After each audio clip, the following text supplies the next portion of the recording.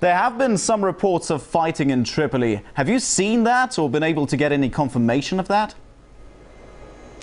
Yes, well, there have been reports of last night there was some incidents in parts of Tripoli which were then seem to have been quite rapidly dealt with by the people here and by the Libyan government.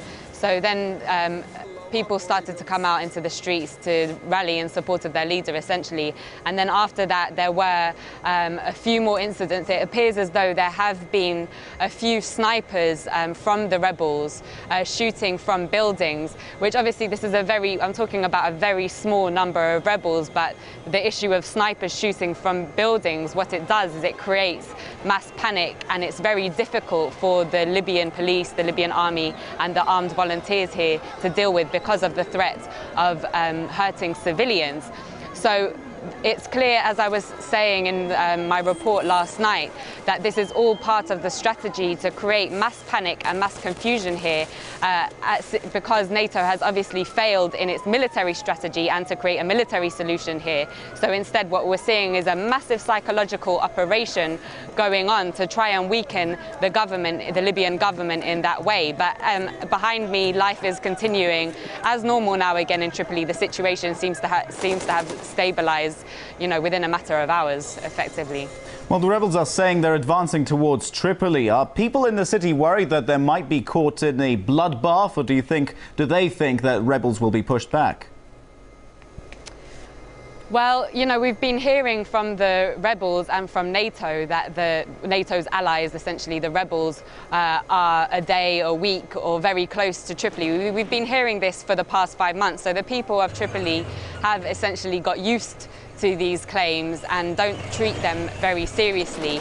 We've been hearing that Zawiya is under control, that Brega is under control, but the reality is that what is happening in these areas is that they're coming under intense NATO bombardment and leaving the Libyan army and the volunteers, essentially the armed tribes and armed people in Libya, to move out of the area temporarily while the airstrikes are taking place. And then once the airstrikes subside, then the Libyan army and people move back in to resecure the area. So the question is how does NATO expect these rebels on the ground to maintain any so-called capture of an area if they are so dependent on NATO bombing and obviously lack any kind of popular support to secure these towns and cities? It's clear that they are not able to do so, and the minute that NATO leaves this country, then the two sides of the conflict can sit down and negotiate, as the Libyan government has been calling for. And the only obstacle to that diplomatic solution at the moment is the foreign intervention of the US, France and Britain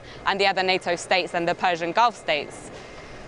Do you think NATO's mission will be prolonged after September? Do you think we might see airstrikes continuing after September?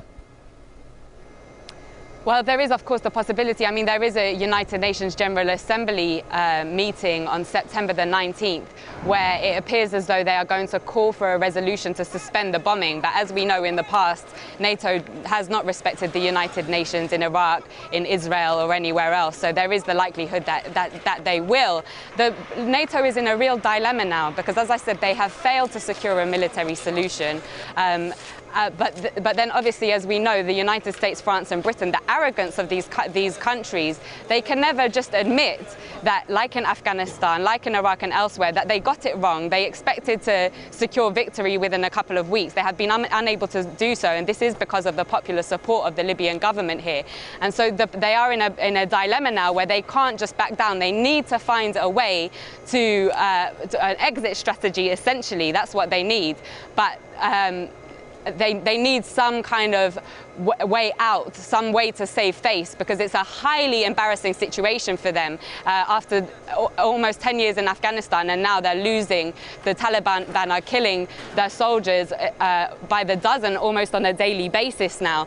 They're really in a big mess. But of course, in Libya also, one of the reasons why they're so desperate to secure some kind of perception of victory through this psychological operational campaign of confusion through the media is, of course, because they are pushing for intervention in Syria. And how can they justify to the Security Council and the international community intervention in Syria when they have so abysmally failed in securing any of their aims in Libya? And let's remember that, of course, their aim in Libya was supposedly to protect civilians, and we have seen that they are murdering civilians here in their thousands.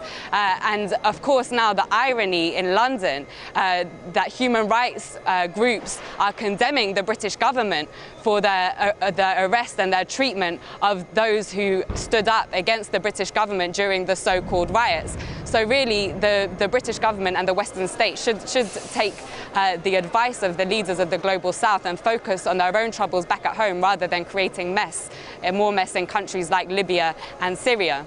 All right, Lizzie Phelan, thank you so much. Reporting live from the Libyan capital, that was independent journalist Lizzie Phelan.